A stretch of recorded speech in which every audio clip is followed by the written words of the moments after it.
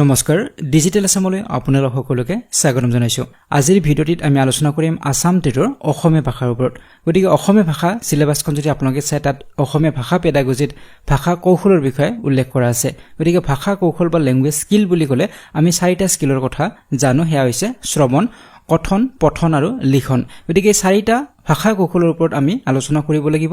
বিস্তৃতভাৱে আমি আলোচনা কৰিব লাগিব। ইয়াৰ ওপৰত যিকোনো কুৱেশ্যন আহিব পাৰে। গতিকে আজিৰ এই ভিডিঅ'টিত আমি ভাষা কৌশলৰ শ্ৰৱণ, কথন, পঠন আৰু লিখন মানে কি এই বিষয়ে আমি আলোচনা কৰিম। কিন্তু গোটেইখিনি কথা এটা ভিডিঅ'ত আলোচনা কৰাটো সম্ভৱ নহব। এই ভিডিঅ'টিও কিছু দীঘলীয়া হ'ব, গতিকে আপোনালোকে শেষলৈকে চাব। গোটেইকেইটা টপিক ইয়াত আলোচনা কৰা হ'ব,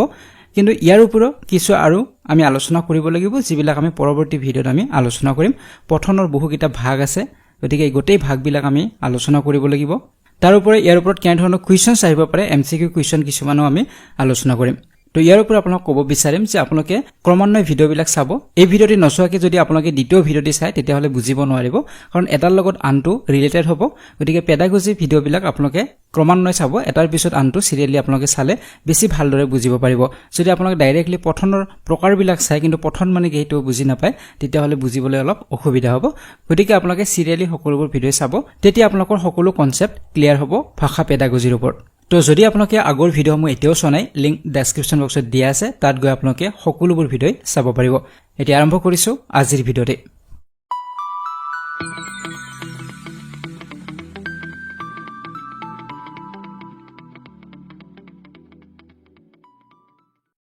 প্ৰথমে আমি আলোচনা কৰিম শ্ৰৱণৰ বিষয়ে, যে শ্ৰৱণ কাক বোলে। ভাষা শিক্ষাৰ প্ৰথম যিটো কৌশল সেইটো হৈছে শ্ৰৱণ। আমি ভাষা কৌশল বুলি ক'লে প্ৰথম শ্ৰৱণটো আহে। গতিকে এটা ভাষা শিকিবলৈ আমাক প্ৰথমতে প্ৰয়োজন হয় শ্ৰৱণৰ, কাৰণ আমি এটা ভাষা প্ৰথমতে শুনো, তাৰ পিছতহে আমি সেই ভাষাটো ক'ব আৰম্ভ কৰোঁ, পঢ়িব আৰম্ভ কৰোঁ বা লিখিব আৰম্ভ কৰোঁ। গতিকে ভাষা শিকাৰ ক্ষেত্ৰত প্ৰথম যিটো আমাক কৌশলৰ প্ৰয়োজন হয় সেইটো হৈছে শ্ৰৱণ। সাধাৰণ অৰ্থত কাণেৰে শুনা কাৰ্যকে শ্ৰৱণ বোলা হয়। আমি সাধাৰণতে ভাবোঁ যে কাণেৰে আমি যি শুনিলোঁ সেইটোৱে আমাৰ শ্ৰৱণ হ'ল, কিন্তু ভাষা কৌশলৰ ক্ষেত্ৰত তেনেধৰণৰ নহয়। শ্ৰৱণৰ অৰ্থ ভাষা শিক্ষাত কাণলৈ যি শব্দ আহে সেয়াই নহয়। ভাষা শিক্ষাত শ্ৰৱণৰ অৰ্থ হ'ল বাক্যৰ অৰ্থ বুজা, মনত ৰখা আৰু প্ৰয়োজন অনুসাৰে ব্যৱহাৰ কৰাৰ অৰ্হতা লাভ কৰা। গতিকে ভাষা শিক্ষাত শ্ৰৱণৰ অৰ্থ হৈছে যে আমি যি শুনিছোঁ তাৰ অৰ্থ আমি বুজি পাব লাগিব। কিবা এটা শব্দ আমি শুনিলোঁ, কিন্তু কিহৰ শব্দ আমি শুনিলোঁ তাৰ অৰ্থ আমি বুজি পোৱা নাই, তেতিয়াহ'লে আমাৰ শ্ৰৱণ কমপ্লিট হোৱা নাই। যেতিয়া আপুনি ক্লাছত ছাত্ৰ ছাত্ৰীসকলক কিবা এটা বিষয়ৰ ওপৰত শিক্ষা দিব, তেতিয়া ছাত্ৰ ছাত্ৰীসকলে আপুনি কি কৈ আছে এইটো শুনাৰ লগতে বুজিবও লাগিব। যদি সিহঁতে বুজিব পাৰিছে আপুনি কি কৈ আছে, তেতিয়াহ'লে সিহঁতৰ শ্ৰৱণ কমপ্লিট হৈছে। গতিকে শুনাৰ লগতে অৰ্থ বুজি পাব লাগিব, আৰু সিহঁতে শুনা কথাখিনি মনত ৰাখিব লাগিব, আৰু প্ৰয়োজন অনুসৰি সেই মনত ৰখা কথাখিনি সিহঁতে ব্যৱহাৰ কৰিব পাৰিব লাগিব। তেতিয়াহে আমি তাক শ্ৰৱণ বুলি ক'ব পাৰোঁ। যিকোনো কথা আমাৰ কাণত আহি পৰিলে আমি শুনাকে শ্ৰৱণ বুলি কোৱা নহয়। ভাষা শিক্ষাৰ ক্ষেত্ৰত শ্ৰৱণ হ'ব লাগিলে শুনা কথাখিনিৰ অৰ্থ বুজা, শুনা কথাখিনি মনত ৰখা, আৰু প্ৰয়োজন অনুসৰি আমি তাক ব্যৱহাৰ কৰাৰ যিটো অৰ্হতা, সেই অৰ্হতাটোকে কোৱা হয় শ্ৰৱণ বুলি। নিশ্চয় আপোনালোকে বুজিব পাৰিছে। ইয়াৰ উপৰিও আপোনালোকে কেইটামান কথা আৰু মনত ৰাখিব, যে শিশুসকলৰ যেতিয়া শ্ৰৱণ দক্ষতা বঢ়াব লাগিব, তেতিয়া শিক্ষকসকলে বা মাক দেউতাকে কেইটামান কথাৰ ওপৰত সদায় গুৰুত্ব দিব লাগে। সেইকেইটা হৈছে শুদ্ধ উচ্চাৰণ। যেতিয়া শিক্ষকসকলে শুদ্ধ উচ্চাৰণ কৰিব, তেতিয়া ছাত্ৰ ছাত্ৰীসকলেও শুদ্ধ উচ্চাৰণ শিকিব পাৰিব। যদি শিক্ষকজনে ভুলকে শিকায়, যদি শিক্ষকজনে ভুল এটা উচ্চাৰণ শিকাইছে, তেতিয়াহ'লে সেই ছাত্ৰ ছাত্ৰীসকলে ভুল উচ্চাৰণ এটাই শিকিব, বা সেই শব্দটোৰ ভুল উচ্চাৰণ সিহঁতে কৰিব। ঠিক তেনেদৰে মাক দেউতাকো যেতিয়া শুদ্ধ উচ্চাৰণ কৰিব, তেতিয়া নিজৰ ল'ৰা ছোৱালীসকলে শুদ্ধ উচ্চাৰণ শিকিব পাৰিব, আৰু শুদ্ধকে উচ্চাৰণ কৰিলেহে আমি শুদ্ধকে লিখিব পাৰিম। আমাৰ যদি উচ্চাৰণত ভুল হয়, তেতিয়াহ'লে আমাৰ লিখতো ভুলেই হ'ব। গতিকে এইটো কথাৰ ওপৰত গুৰুত্ব দিব লাগে সকলোৱে। আৰু তাৰ পিছত আছে মান্য ভাষাৰ প্ৰচলন। মান্য ভাষাৰ প্ৰচলনৰ যথেষ্ট প্ৰয়োজন। আমি ঘৰত ঘৰুৱা ভাষাৰ প্ৰচলন কৰোঁ, কিন্তু ক্লাছৰুমত শিক্ষকসকলে সদায় মান্য ভাষাৰে প্ৰচলন কৰাটো প্ৰয়োজনীয়, আৰু তেতিয়াহে ছাত্ৰ ছাত্ৰীসকলে মান্য ভাষাটো শিকিব পাৰিব। কাৰণ প্ৰথম অৱস্থাত ছাত্ৰ ছাত্ৰীসকলে শুনি শুনিয়ে শিকে। গতিকে শুনোতে যদি সিহঁতে ভুল শিকে, তেতিয়াহ'লে সিহঁতে ভুলে শিকিব আৰু ভুলে সিহঁতে ক'ব। গতিকে এই বিষয়ৰ ওপৰত যথেষ্ট গুৰুত্ব দিব লাগে। তাৰ পিছত শ্ৰুতলিপি দিয়াৰ সময়ত শুদ্ধ উচ্চাৰণ কৰাটো যথেষ্ট প্ৰয়োজন। শিক্ষকসকলে যেতিয়া শ্ৰুতলিপি দিব, তেতিয়া শিক্ষকসকলে শুদ্ধ উচ্চাৰণ কৰিলেহে সিহঁতে শুদ্ধভাৱে লিখিব পাৰিব। গতিকে উচ্চাৰণ ভুল হোৱা মানে লিখনতো ভুল হ'ব। তাৰ পিছত মাক দেউতাক বা অভিভাৱকসকলে কথা পাতোতে যথেষ্ট সাৱধান হোৱা উচিত। গতিকে ঘৰত যদিও ঘৰুৱা ভাষাত কথা পাতে, মাক দেউতাকে বা অভিভাৱকে কথা কোৱাৰ ক্ষেত্ৰত যথেষ্ট সাৱধান হ'ব লাগে। বেয়া কথা সিহঁতক কেতিয়াও শিকাব নালাগিব যদি সিহঁতে ভুল কথা শিকে বেয়া কথা শিকে তেতিয়াহ'লে সিহঁতে শুনি শুনি সেই কথাখিনি আয়ত্ত কৰি ল'ব আৰু সেইখিনি কথাকে সিহঁতে পৰৱৰ্তী সময়ত ব্যৱহাৰো কৰিব গতিকে মাক দেউতাকৰ এই ক্ষেত্ৰত যথেষ্ট সাৱধান হোৱা উচিত আৰু পৰিৱেশৰ প্ৰভাৱ যথেষ্ট পৰে ছাত্ৰ ছাত্ৰীসকলৰ ওপৰত বা ল'ৰা ছোৱালীসকলৰ ওপৰত গতিকে ভাল পৰিৱেশত থাকিলে সিহঁতে ভাল কথা শুনিব আৰু ভাল কথা শুনিলে সিহঁতে ভাল শিকিব পাৰিব যদি সিহঁতে বেয়া এটা পৰিৱেশত থাকে সদায় বেয়া কথা সিহঁতে শিকে তেতিয়াহ'লে সিহঁতৰ জীৱনত তাৰ প্ৰভাৱ যথেষ্ট পৰিব গতিকে এইখিনি কথাৰ ওপৰত যথেষ্ট গুৰুত্ব দিব লাগে সো এতিয়া আছে দ্বিতীয় যেটো ভাষা কৌশল এটো হৈছে কথন সো ভাষা শিক্ষাৰ দ্বিতীয় কৌশল হৈছে কথন কথন মানে হৈছে কোৱা কথন মানে কোৱা আমি যি কোনো কথা কোৱাকে কথন বুলি কোৱা হয় যেনেদৰে মই কৈ আছো এটো হৈছে কথন এই ভাৱ প্ৰকাশৰ সহজ উপায় আমি মনৰ ভাৱবিলাক প্ৰকাশ কৰাৰ ক্ষেত্ৰত একেবাৰে সহজ উপায় হৈছে কথন কিন্তু কথনে কেৱল ধ্বনিসমূহৰ উচ্চাৰণ কৰা শব্দ বা বাক্যকে কোৱা নুবুজায় কেৱল কোৱাকে কথন বুলি নকয় কেৱল শব্দবিলাকৰ উচ্চাৰণ কৰি কিবা এটা কথা কৈছো হেতুকে কথন বুলি কোৱা নহয় ভাষা কৌশলৰ ক্ষেত্ৰত তো জিন 80 সেশনৰ মতে আমি যেতিয়া কথা কওঁ তেতিয়া আমি একে সময়তে বিভিন্ন প্ৰক্ৰিয়াৰ মাজত জড়িত হৈ পৰো সো তেখেতে কি কৈছে যেতিয়া আমি কথা কওঁ এতিয়া ধৰক মই আপোনালোকক কথা কৈ আছো এতিয়া বিভিন্ন প্ৰক্ৰিয়াৰ মাজত মই জড়িত হৈ পৰিছো বিভিন্ন প্ৰক্ৰিয়া মানে মোৰ মগজুত বিভিন্ন প্ৰক্ৰিয়া চলি আছে যে মই ইয়াৰ পিছত কি কথা কম বা মই যিখিনি কথা কৈ আছো এইখিনি শুদ্ধই কৈ আছো নে ভুলে কৈ আছো এই গোটেইবিলাক মই চিন্তাও কৰিব লগা হৈছে আৰু মুখেৰে উচ্চাৰণও কৰিব লগা হৈছে গতিকে কথা কওঁতে একে সময়তে বিভিন্ন প্ৰক্ৰিয়াৰ মাজত আমি জড়িত হৈ পৰো গতিকে এটা কথা কোৱাৰ আগত মনৰ মাজত আছনি কৰি লওঁ যে আমি কি কোৱা উচিত গতিকে আমি যিখিনি কথা কৈ আছো ইয়াৰ পিছত মই কি কম ইয়াৰ পৰৱৰ্তী সময়ত মই কি কম গতিকে এইখিনি মনৰ মাজত এটা আছনি প্ৰস্তুত হৈ যায় যাতে শুনোতে আমি কি কৈ আছো বুজি পায় যাতে আপোনালোকে মই কি কৈ আছো সেইখিনি বুজিব পাৰে গতিকে ডেফিনেটলি বুজিব পাৰিছে কথন মানে কেৱল কোৱাকে নুবুজায় যিকোনো কথা আমি ক'লে তাক কথন বুলি কোৱা নহব ভাষা শিক্ষণৰ ক্ষেত্ৰত কথন হ'ব লাগিলে শুদ্ধকে আমি ক'ব লাগিব শুদ্ধ উচ্চাৰণ আমি কৰিব লাগিব তাৰ লগে লগে মই কি কৈ আছো হেতু মই বুজিও পাব লাগিব মই নিজে বুজি নপোৱাকে যদি কথাখিনি কওঁ তেতিয়াহ'লে তাক কথন বুলি নকয় সো নিশ্চয় বুজিব পাৰিছে এতিয়া কথন দক্ষতা কেনেদৰে বঢ়াব সো সকলো ছাত্ৰ ছাত্ৰীৰ কথন দক্ষতা একে নহয় কিছুমানে বহুত ভাল কথা ক'ব পাৰে কিছুমানে ভালদৰে কথা ক'ব নোৱাৰে গতিকে বিভিন্ন ধৰণৰ সমস্যা থাকিব গতিকে কথন দক্ষতা ছাত্ৰ ছাত্ৰীসকলৰ বঢ়াব লাগিব গতিকে কেনেদৰে বঢ়াব সো এই ক্ষেত্ৰত শিক্ষকসকলৰ যথেষ্ট কৰণীয় থাকে যেনে প্ৰথমটোত কোৱা হৈছে শিক্ষকসকলে কিছুমান প্ৰশ্নৰ উত্থাপন কৰি শিক্ষাৰ্থীসকলক কোনো এক বিশেষ ভাষা স্পষ্টকৈ ক'ব পৰাকৈ গঢ়ি তুলিব পাৰে এতিয়া যি কোনো ভাষা হ'ব পাৰে অসমীয়া ভাষা হ'ব পাৰে ইংৰাজী হ'ব পাৰে হিন্দী ভাষা হ'ব পাৰে যি কোনো ভাষাই নহওক সেই ভাষাটো যেতিয়া শিকাব শিক্ষকগৰাকীয়ে তেতিয়া বিভিন্ন প্ৰশ্নৰ উত্থাপন কৰি ইহঁতক সেই ভাষাটো স্পষ্টকৈ ক'ব পৰা এটা সুবিধা ইহঁতক দিব লাগিব তেতিয়াহে ইহঁতে স্পষ্টকৈ ক'বলৈ সাহস কৰিব তাৰ পিছত কোৱা হৈছে শিক্ষকসকলে শিক্ষাৰ্থীসকলক বিভিন্ন কাৰ্যৰ লগত জড়িত কৰি পৰীক্ষা কৰিব লাগে ইহঁতক পৰীক্ষাও কৰিব পাৰে বিভিন্ন কাৰ্যৰ লগত ইহঁতক জড়িত কৰিব পাৰে আৰু সেই কাৰ্যৰ লগতে ইহঁতক ভাষা কোৱাৰ এটা সুবিধা দিব পাৰে ইহঁতক এটা প্লেটফৰ্ম দিব পাৰে গতিকে সেই প্লেটফৰ্মৰ জৰিয়তে ইহঁতে নিজৰ মনৰ কথাখিনি ইহঁতে উপস্থাপন কৰিব পাৰিব গতিকে শিক্ষকসকলে এনেধৰণে পৰীক্ষাও কৰিব পাৰে ছাত্ৰ ছাত্ৰীসকলক তাৰ পিছত কোৱা হৈছে শিক্ষকসকলে বিভিন্ন খেল ভিত্তিক পদ্ধতি গ্ৰহণ কৰিব পাৰে খেলা ধূলাৰ মাজেৰেও ইহঁতক আমি ভাষা শিকাব পাৰো গতিকে ভাষা কোৱাৰ এটা সুবিধা ইহঁতক দিব পাৰো গতিকে খেল ভিত্তিক পদ্ধতিৰ জৰিয়তে আমি কথন দক্ষতা ইহঁতক বঢ়াব পাৰো তাৰ পিছত কোৱা হৈছে কথন ৰীতি মধুৰ হোৱাটো অতি প্ৰয়োজনীয় আৰু এটো সকলোতকৈ ইম্পৰ্টেন্ট হয় কাৰণ আমি কথা ক'লেই নহব আমাৰ কথাখিনি আনজনে শুনি ভাল পাব লাগিব গতিকে কথন ৰীতি আমাৰ মধুৰ হ'ব লাগিব শুৱলা হ'ব লাগিব গতিকে তাৰ ওপৰতো আমি যথেষ্ট গুৰুত্ব দিব লাগে শিক্ষকসকলে তাৰ পিছত কোৱা হৈছে কঠিন শব্দসমূহৰ শুদ্ধ উচ্চাৰণ অনুশীলন কৰাব লাগে এতিয়া বহুতো কঠিন শব্দ থাকে যিবিলাক কঠিন শব্দ আমি উচ্চাৰণ ভালদৰে কৰিব নোৱাৰো গতিকে সেই উচ্চাৰণবিলাক শিক্ষকসকলে বিভিন্ন পদ্ধতিৰ জৰিয়তে ইহঁতক কৰাব লাগিব শুদ্ধ যাতে উচ্চাৰণ কৰিব পাৰে তাৰ ওপৰত গুৰুত্ব আমি দিব লাগে আৰু লাষ্ট ভিডিঅ'ত আমি আলোচনা কৰিছিলো এই ক্ষেত্ৰত আমি কালেক্টিভ ৰিডিং কৰিব পাৰো শিক্ষকজনে উচ্চাৰণবিলাক মাতি দিলে আৰু ছাত্ৰ ছাত্ৰীসকলক শিক্ষকজনে কোৱা কথাখিনিকে ৰিপিট কৰিবলৈ ক'ব পাৰে যাক আমি কালেক্টিভ ৰিডিং বুলি কওঁ লাষ্ট ভিডিঅ'ত আমি এই বিষয়ে আলোচনা কৰিছিলো গতিকে বিভিন্ন পদ্ধতিৰ জৰিয়তে ছাত্ৰ ছাত্ৰীসকলৰ শুদ্ধ উচ্চাৰণৰ ক্ষেত্ৰত গুৰুত্ব দিব লাগিব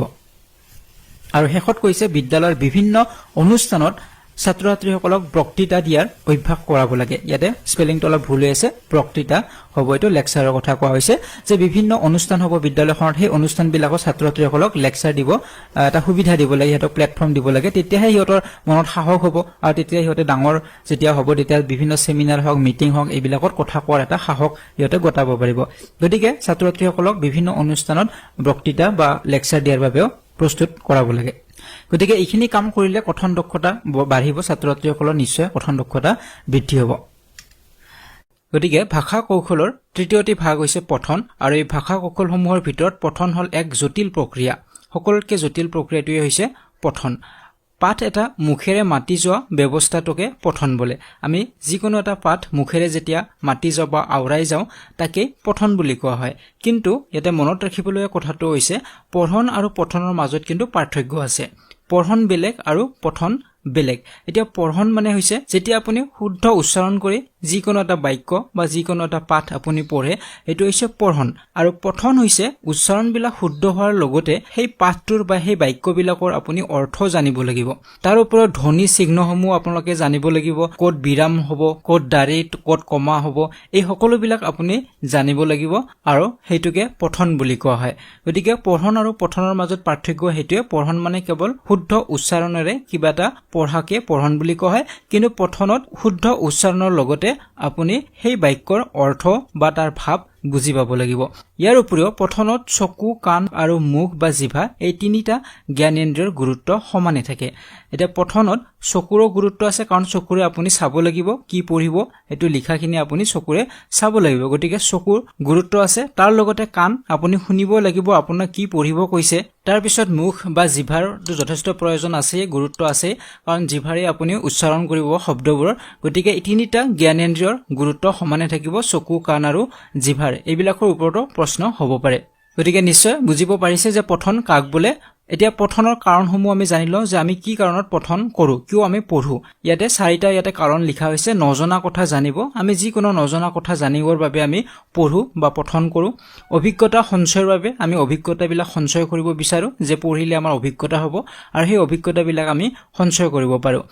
3 নম্বৰত কোৱা হৈছে আনন্দ উপভোগৰ বাবে কেতিয়াবা আমি আনন্দৰ বাবেও কিছুমান আৰ্টিকল হক বা কিতাপ আমি পঢ়ো আৰু 4 নম্বৰত কোৱা হৈছে অৱসৰ বিনোদনৰ বাবে আৰু কেতিয়াবা আমি জিৰণি লৈ আছো আমাৰ কোনো ধৰণৰ কাম নাই তেতিয়াও আমি এই অৱসৰৰ সময়খিনি আমি পাৰ কৰাৰ বাবেও আমি কেতিয়াবা পঢ়ো গতিকে মূলত এইবিলাক কাৰণতে পঢ়া হয় ইয়াৰ উপৰিও আমি পঠনৰ জৰিয়তে নতুন শব্দ শিকিব পাৰো বাক্যৰ গাঁথনি প্ৰক্ৰিয়া শিকিব পাৰো খণ্ড বাক্য শিকিব পাৰো জতুৱা ঠাঁচ শিকিব পাৰো সমাৰ্থক শব্দ বিপৰীত শব্দ আদিৰ প্ৰকৃতি এই সকলোবিলাক আমি জানিব পাৰো আৰু তাৰ লগতে দাঁড়ি কমা আদিৰ যথাযথ ব্যৱহাৰো পঠনৰ জৰিয়তে আমি শিকিব পাৰো গতিকে এইবিলাক কাৰণ বা উদ্দেশ্য আগত ৰাখি আমি পঠন কৰো সো এতিয়া আহিছো লিখন আৰু লিখনটো হৈছে 4 নম্বৰ যেটো ভাষা কৌশল 3 নম্বৰত আছিল পঠন সো লিখন হৈছে এনে এটা মাধ্যম যাৰ জৰিয়তে কোৱাখিনি প্ৰকাশ কৰা হয় গতিকে লিখনৰ জৰিয়তে আমাৰ যিখিনি কথা কওঁ সেই কথা কোৱাখিনি আমি প্ৰকাশ কৰিব পাৰো এতিয়া মই যিখিনি কথা কৈ আছো সেইখিনি আপোনালোকে স্ক্ৰিনত দেখা পাইছে গতিকে এই মই কোৱা কথাখিনিকে লিখনৰ জৰিয়তে মই প্ৰকাশ কৰিছো গতিকে কোৱাটো সহজ হয় কথনটো আমাৰ সহজ কিন্তু লিখনটো যথেষ্ট টান আৰু ইয়াতে কোৱা হৈছে লিখা কথাটো শ্ৰৱণৰ দৰে প্ৰাথমিক কথা নহয় লিখাটো শ্ৰৱণৰ দৰে ইমান সহজ নহয় শ্ৰৱণটো আমি শুনি থাকিব পাৰো যেনেদৰে আপোনালোকে শুনি আছে গতিকে এটো সহজ কিন্তু লিখনটো সহজ নহয় কাৰণ লিখিবলৈ কিছুমান উপকৰণৰ প্ৰয়োজন হয় কিছুমান আমাক উপকৰণ লাগে যেনে বৰ্ণমালা জানিব লাগিব আখৰ আদিৰ বিষয়ে আমি জানিব লাগিব গতিকে শিশুসকলে ক্লাছৰুমত আপোনাৰ কথাখিনি ভালদৰে শুনিব পাৰিব কিন্তু হিয়তে লিখাত যথেষ্ট অসুবিধা আহিব প্ৰথম অৱস্থাত কাৰণ হিয়তে লিখাৰ বাবে বৰ্ণমালা জানিব লাগিব আখৰৰ জ্ঞান থাকিব লাগিব গতিকে কথন হওক শ্ৰৱণ হওক এইবিলাকতকে লিখনটো সকলোতকে টান হয় সো এইখিনিতে আপোনালোকে আৰু এটা কথা মনত ৰাখিব লিখন মানে কেৱল যিকোনো কথা লিখাকে লিখন বুলি কোৱা নহয় সো ভাল লিখনি এটা হ'ব লাগিলে বহুকেইটা কথাৰে গুৰুত্ব থাকে সো এনেকুৱা নহয় যে ভাল হাতৰ আখৰ মানে ভাল লিখনি সো বহুতে ভাবে যে ভাল হাতৰ আখৰ গতিকে ভাল লিখিছে গতিকে ভাল হাতৰ আখৰ হলেই যে ভাল লিখনি হ'ব হেতু নহয় গতিকে ভাল লিখনি এটা তেতিয়াহে হ'ব যেতিয়া তেওঁ যিখিনি কথা তেওঁক লিখিবলৈ দিয়া হৈছে সেই কথাখিনি যদি সঠিক ৰূপে উপস্থাপন কৰিব পাৰিছে প্ৰসংগ অনুসৰি হতে লিখিব পাৰিছে হেতুহে সকলকে ইম্পৰ্টেন্ট কথা তাৰ পিছতে তাত ভাল হাতৰ আখৰ বা গ্ৰামাৰ এইবিলাকৰ কথা আহিব গতিকে যেতিয়া শিক্ষক গৰাকীয়ে ছাত্ৰ-ছাত্ৰীসকলৰ এখন বহি চেক কৰিব এখন কপি এখন চেক কৰিব তেতিয়া হেতু চাব লাগিব যে যেটো বিষয়ৰ ওপৰত লিখিবলৈ দিয়া হৈছিল ছাত্ৰ-ছাত্ৰীসকলক সেই বিষয়টো ভালদৰে লিখিব পাৰিছে নে পৰা নাই সেই বিষয়টোৰ ওপৰত তেওঁৰ যিখিনি জ্ঞান আছে বা যি তেওঁৰ ধাৰণা আছে সেইখিনি তেওঁ উপস্থাপন কৰিব পাৰিছে নে পৰা নাই হেতুৰ ওপৰতহে বেছি গুৰুত্ব দিব লাগে তাৰ পিছতে তাৰ গ্ৰামাৰ সঠিক হৈছে নে নাই শব্দৰ সংখ্যা ঠিক আছে নে নাই বা ভাল হাতৰ আখৰ হৈছে নে হোৱা নাই হেতু পিছত আহিব কিন্তু সকলোতকৈ ইম্পৰ্টেন্ট হ'ব প্ৰসংগ অনুসৰি বা প্ৰসংগ সংগতি দৰ্শাই তেওঁ লিখিব পাৰিছে নে পৰা নাই হেতুহে সকলোতকৈ ইম্পৰ্টেন্ট হ'ব গতিকে এই কথাখিনি আপোনালোকে সদায় মনত ৰাখিব সো এতিয়া লিখনৰ উদ্দেশ্য কি কিয় লিখিব লাগে সো লিখনৰ এটা দুটা উদ্দেশ্যৰ কথা কোৱা হৈছে শুনি আৰু পঢ়ি কি শিকিলো তাক অনুধাৱন কৰা যে যেতিয়া ছাত্ৰ-ছাত্ৰীসকলে শুনি হিহঁতে পঢ়াও শিকিলে এতিয়া শুনি বা পঢ়ি হিহঁতে কি শিকিলে তাক অনুধাৱন কৰা যায় লিখনৰ জৰিয়তে গতিকে যেতিয়া লিখিব তেতিয়াহে আমি জানিব পাৰিম বা শিক্ষকসকলে জানিব পাৰিব যে তো কিমান দূৰ আয়ত্ত কৰিলে সেই বিষয়টো তাৰ উপৰিও বৰ্ণশুদ্ধি দূৰীকৰণ কৰা আমাৰ বৰ্ণৰ ক্ষেত্ৰত যিমান বিলাক অসুবিধা থাকে সেই বৰ্ণশুদ্ধি বিলাক দূৰীকৰণ হয় সো এই দুটা আছিল প্ৰাথমিক যেটো উদ্দেশ্য ইয়াৰ পিছত আমি আলোচনা কৰিম উত্তম হাতৰ আখৰৰ লক্ষণ এতিয়া মই অলপ আগতে কৈছো ভাল হাতৰ আখৰ মানে যে ভাল লিখনে এইটো কিন্তু নহয় কিন্তু তথাপিও ভাল হাতৰ আখৰৰ কিছুমান লক্ষণ থাকে কোনবিলাক ভাল হাতৰ আখৰ বুলি কোৱা হয় তাৰ ওপৰতো কুৱেশ্যন অহা দেখা যায় গতিকে স্পষ্টতা হ'ব লাগিব যেতিয়া স্পষ্টভাৱে লিখিব পাৰিব হেতু হৈছে ভাল হাতৰ আখৰৰ এটা লক্ষণ এনেকুৱা নহয় যে দেখাত ধুনিয়া আখৰ কেইটা হেতুৱে যে ভাল হাতৰ আখৰ হেতু নহয় দেখাত ধুনিয়া বহুত অকাই পকাই লিখিলে যে ভাল হ'ব এটো নহয় স্পষ্ট হ'ব লাগিব চিনি পোৱা হ'ব লাগিব অৰ্থ সম্পন্ন হ'ব লাগিব যি আপুনি লিখিছে তাৰ এটা অৰ্থ দেখিব লাগিব ভুল কথা ধুনিয়াকে স্টাইলত লিখিলে হেতু ভাল হাতৰ আখৰ বুলি কোৱা নহয় তাৰ এটা অৰ্থও থাকিব লাগিব ব্যৱধান থাকিব লাগিব আখৰবিলাকৰ মাজত ব্যৱধান থাকিব লাগিব বা শব্দৰ মাজত ব্যৱধান থাকিব লাগিব দ্ৰুততা থাকিব লাগিব স্পিডত আপুনি লিখিব পাৰিব লাগিব এটা শব্দ যদি আপুনি বহুত সময় লিখে তেতিয়া হলে তাক ভাল হাতৰ আখৰ বুলি নকয় গতিকে লিখাৰ যেটো এভাৰেজ যেটো স্পিড আমাৰ থাকিব লাগে সেই দ্ৰুততা থাকিব লাগিব তাৰ পিছত কৈছে জ্যোতি চিহ্নৰ সঠিক প্ৰয়োগ আমাৰ জ্যোতি চিহ্নবিলাক ক'ত দাঢ়ি হ'ব ক'ত কমা হ'ব ক'ত সেমিকলন হ'ব এইবিলাক আমি সঠিক ৰূপে প্ৰয়োগ কৰিব জানিব লাগিব তেতিয়াহে তাক ভাল হাতৰ আখৰ বুলি কোৱা হয় তাৰ উপৰি আখৰৰ আকৃতি আমাৰ যিবিলাক আখৰ সেই আখৰবিলাকৰ আকৃতিও সঠিক হ'ব লাগিব আমি বেছি ষ্টাইল কৰিব কৈছো তাৰ আকৃতিও হলাই দিও তেতিয়াহলে তাক ভাল হাতৰ আখৰ বুলি নকয় ঠিক তেনেদৰে নিৰ্ভুলতা থাকিব লাগিব ভুল হ'ব নালাগিব গ্ৰামাৰৰ কোনো ধৰণৰ ভুল হ'ব নালাগিব যদি গ্ৰামাৰৰ ভুল হয় তেতিয়া হলেও তাক ভাল হাতৰ আখৰ বুলি কোৱা নহয় গতিকে একিটা কথা আপোনালোকে মনত ৰাখিব উত্তম হাতৰ আখৰ হ'ব লাগিলে একিটা লক্ষণ থাকিব লাগিব কেৱল ধুনিয়া দেখিলে যে ভাল হাতৰ আখৰ তেনেকুৱা নহয় এতিয়া শেষত আমি আলোচনা কৰিম লিখাৰ দক্ষতা বিকাশ কেনেদৰে কৰিব পাৰিব আপুনি শিক্ষক হিচাপে লিখাৰ দক্ষতা কেনেদৰে বিকাশ কৰিব আপোনাৰ ছাত্ৰ-ছাত্ৰীসকলৰ সো প্ৰথমটোত কৈছে ভাষাটোৰ আখৰ আৰু বিভিন্ন আকৃতিবোৰ চিনাক্ত কৰা গতিকে প্ৰথম কামটো হৈছে ছাত্ৰ-ছাত্ৰীসকলে আখৰবিলাক চিনি পাব লাগিব কোনটো আখৰ কি হেতু ভালদৰে চিনিব পাৰিব লাগিব হেতু প্ৰথম কাম হ'ব শিক্ষক গৰাকী তাৰ পিছত কোৱা হৈছে কলম পেন্সিল ব্যৱহাৰ কৰোতে হাত আৰু আঙুলিৰ চালনাৰ ওপৰত নিয়ন্ত্ৰণ অনা এতিয়া ভাল কৰি লিখিব লাগিলে কলম আৰু পেন্সিলৰ ওপৰত হেতু নিয়ন্ত্ৰণ থাকিব লাগিব গতিকে কলমটো কেনেদৰে ধৰিব লাগে পেন্সিল কেনেদৰে ধৰিব লাগে কেনেদৰে পকাব লাগিব আখৰটো তো এইবিলাক বিষয় শিকাব লাগিব এইবিলাকৰ ওপৰত যেটো নিয়ন্ত্ৰণ হেতু কেনেদৰে আনিব পাৰে তাৰ ওপৰত হেতুক শিকাব লাগিব তাৰ পিছত কোৱা হৈছে শব্দৰ সঠিক বানান শিকোৱা শব্দবিলাকৰ সঠিক বানানো শিকাব লাগিব তেতিয়াহে হেতৰ লিখাৰ দক্ষতা বাঢ়িব তাৰ পিছত কৈছে গ্ৰাফ কাগজ বা আস্তনা কাগজ দিয়া গতিকে ছাত্ৰ-ছাত্ৰীসকলক প্ৰথমতে গ্ৰাফ কাগজ বা আস্তনা কাগজ দিব লাগিব তাত যদি হেতে সঠিক ৰূপে আখৰবিলাক লিখিবলৈ শিকে আৰু শেষত কোৱা হৈছে আখৰৰ আৰ্হি চাই বাক্য লিখিবলৈ দিয়া আৰ্হি আমাৰ তেনেধৰণে লিখিবলৈ দিয়া হয় প্ৰাইমাৰী লেভেলত গতিকে আখৰৰ আৰ্হি থাকে আৰু সেইবিলাক চাই আমি লিখো বা তাৰ ওপৰত হাত বুলাবলৈ দিয়া হয় গতিকে তেনেধৰণে প্ৰেক্টিস কৰাব লাগে তেতিয়াহে হেতৰ লিখাৰ দক্ষতা বিকাশ হ'ব গতিকে আজিৰ ভিডিঅ'ত আমি এই ভাষা কৌশলবিলাকৰ বিষয়ে আলোচনা কৰিলো সো যদি ভিডিঅ'টি ভাল লাগিছে লাইক আৰু শেয়াৰ কৰিব যদি এতিয়াও চেনেলটি সাবস্ক্ৰাইব কৰা নাই তেনেহলে চেনেলটি সাবস্ক্ৰাইব কৰক আৰু কাষতে থকা বেল আইকনটি প্ৰেছ কৰিবলৈ একেবাৰে নপৰিব আজিলৈ বিদায় লৈছো ধন্যবাদ